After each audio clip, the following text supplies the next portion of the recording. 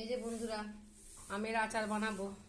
এখানে আখের গুড় ফুটছে, আর এখানে আম ভেজে রেখে দিয়েছি ফোড়ন দিয়ে, আর এখানে আখের গুড়টা ফুটছে। একটু চিট হলে দিয়ে দেবো। অনেকদিন থেকে আমের আচার করবো করবো করে করা হয় না, ওরা সবাই ভালোবাসে, আমার ছেলেরা, ওর বাবা।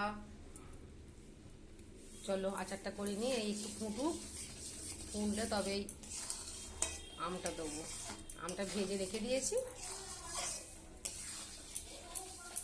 এবারে দিয়ে দেবো। অনেকক্ষণ থেকে ফুটছে, চিট হয়ে গেছে।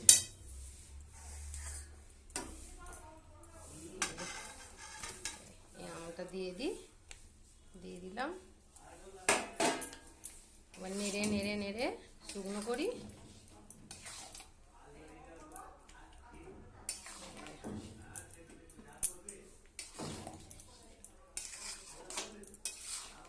চলো আচারটা করে নিই।